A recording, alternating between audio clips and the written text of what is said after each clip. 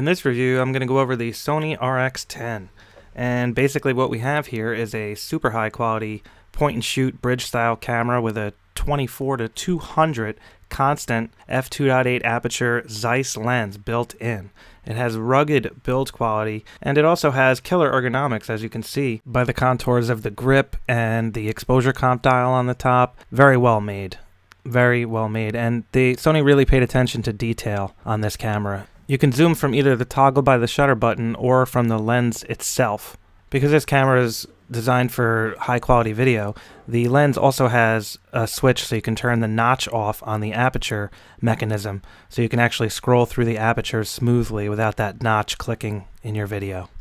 There's also an audio input jack, an audio output jack for monitoring with headphones, and this thing actually pumps out raw HDMI uncompressed. So if you have your own recording device, you can actually capture it at a much higher quality codec. Very powerful feature, and usually only available on pro cameras.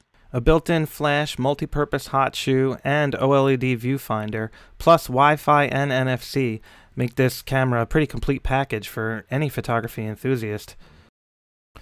The inclusion of the LCD screen on the top of the camera is a really nice touch as well. The Sony RX10 goes for approximately $1,300 US, and that's not exactly cheap, but when you factor in all the features, build quality, lens quality, etc., that's a pretty fair value, in my opinion.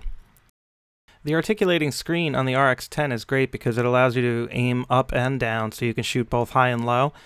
But similar to the RX102, the linkage in the back could be a little bit more rigid. The power zoom lens is smooth and fast, but when recording video, it zooms at about half the speed in comparison. As you can see, the camera boots up extremely fast. And if you hit this display button here, you can toggle through the different display modes which are available, and these are customizable as well. Next, we have a Pro Style menu where you can customize all your options, and the menu is pretty much identical to the Sony A7 as well. And in that review, I actually broke down the menu and went through all the features and pretty much explained what all these features do.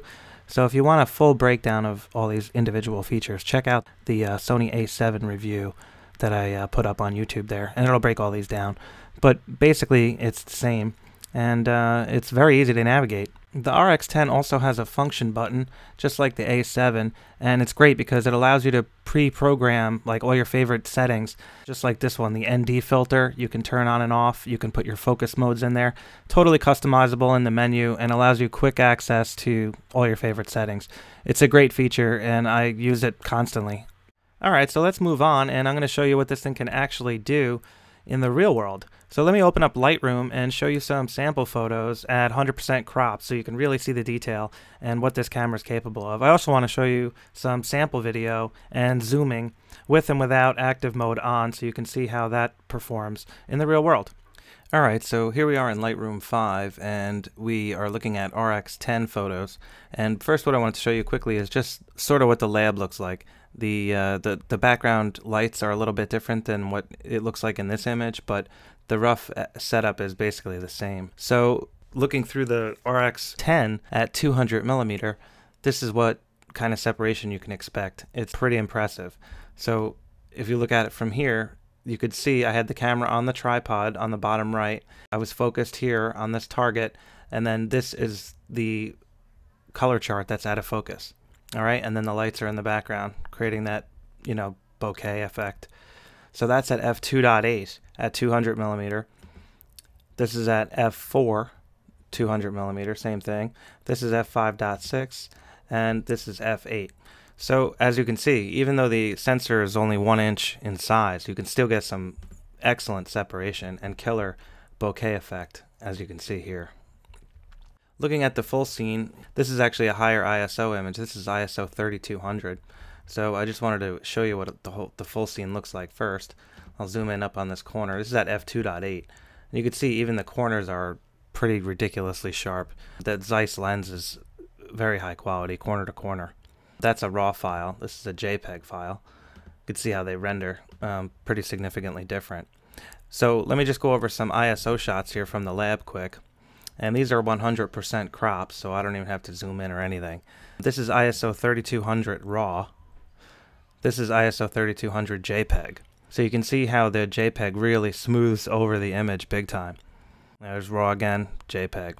Now this is 6400, ISO 6400 RAW, and there's JPEG. And here's ISO 12800 RAW, and here's ISO 12800 JPEG. So even ISO 12800 has quite a bit of detail. Considering the sensor's only 1 inch, it's pretty impressive overall, I must say, for high ISO performance. Moving on to some real-world photography, I took these up in the kitchen with the Christmas tree in the background, just trying to see what kind of bokeh effects I could get. And the lens has such good macro ability. You can get like 11 inches, there's the minimum focus distance. When you get that close to something, you can really make the background separate. And in the case of Christmas lights, you can get an effect like this. It looks pretty cool. It's fun. And when shooting RAW, you could really pull out a lot of detail. Notice up here on the histogram, it's a little bit dark here in the steel cable, so you can pull out a lot of information. See that? And then the highlights, you could actually bring the highlights down if you wanted to bring more information back. The RAW files are loaded with information. Again, high quality, straight off the camera. These are RAW. Very sharp. Here's another RAW file. This one I edited slightly. I just added some contrast with the tone curve, so it has a medium contrast. But you could see, I mean, just the color and vibrance, it's just, you know, very, very impressive. Here's some real world pictures. Here's Layla and my mom in the kitchen. You could see the background, just the separation's awesome.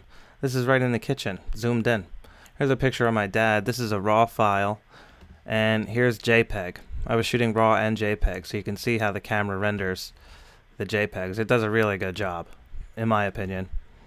Much better than some of the other Sony cameras, some of the older models. They seem to get better and better at the refining the algorithms. This image here is the one of Layla I took on the counter. She was sitting on the counter just, you know, hanging out, and it's an exceptional shot. I was very happy with the results, and if I zoom into 100%, you could see the detail is pretty impressive.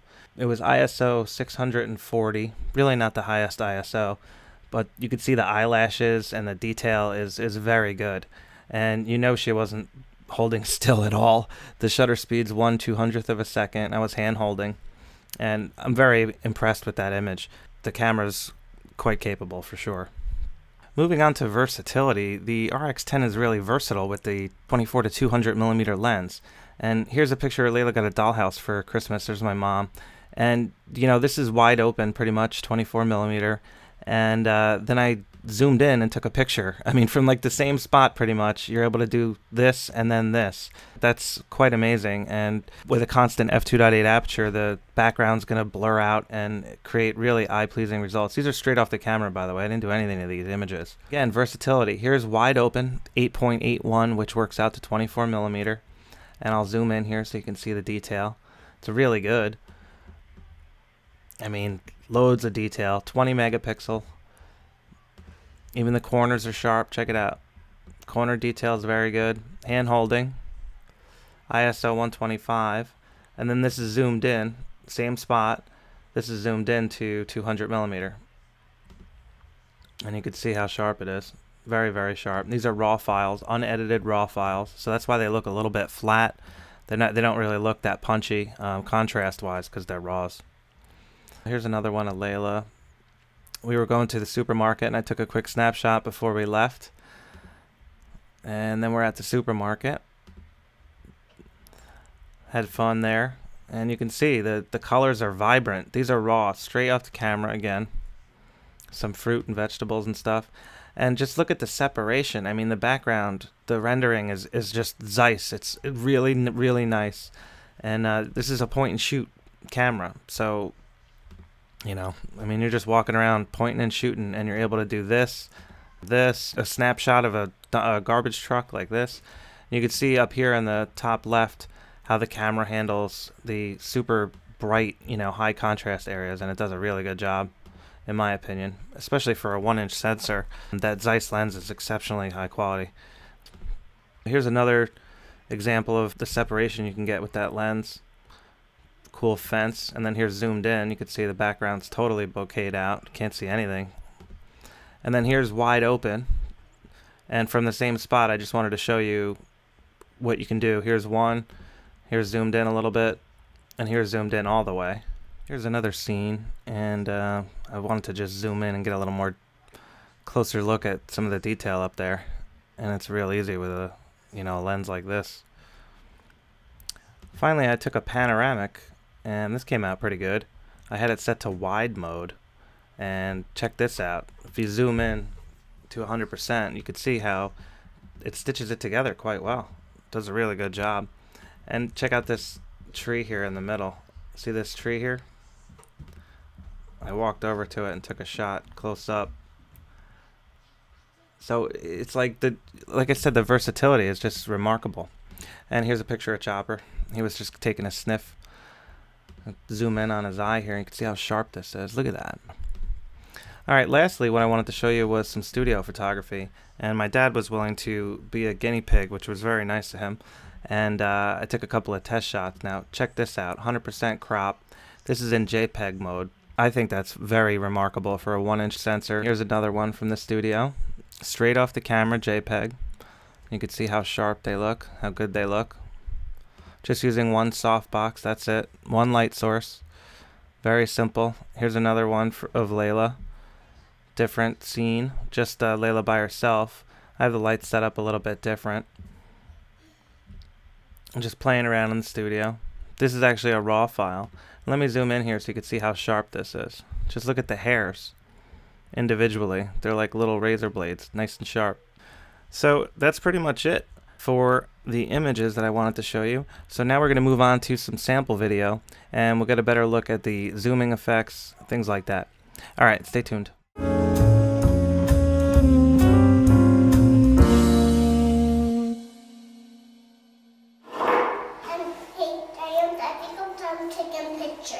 You don't want to take any more? No.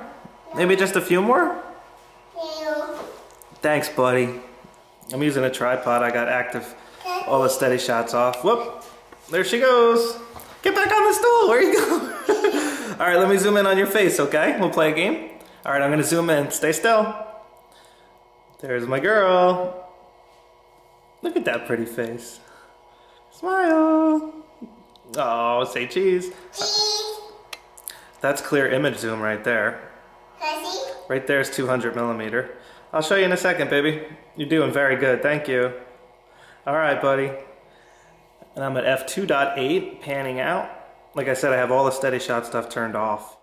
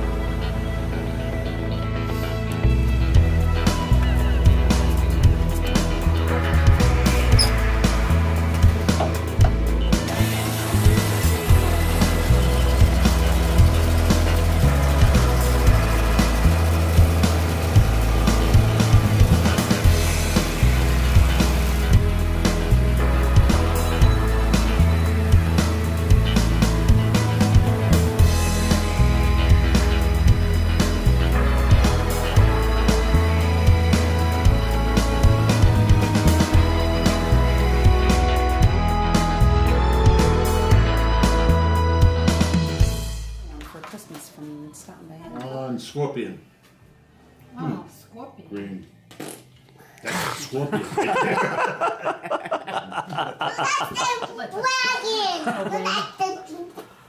All right, go ahead, pick. It's not in me to let somebody win. Okay, whose card is that one? Green. Papa's all the way down there. Green. It's for me. Double.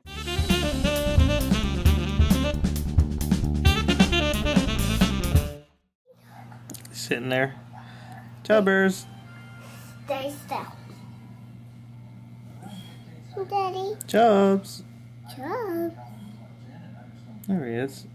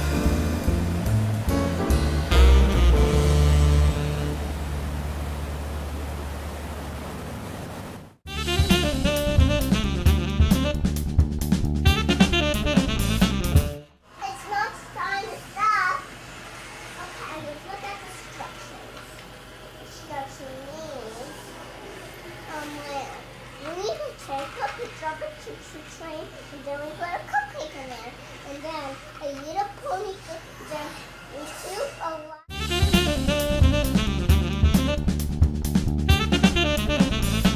So right now I'm zoomed all the way out at 24 millimeter. Just showing you how fast the focus is. I'm using the center focus, by the way. Now I'm just going to zoom in, and there it is, focusing on that. Now I'm going to pan to the right and focus on this lens. See that? So that's how long it takes. It's pretty fast. That is it for the Sony RX10 review, and I really appreciate you guys checking it out.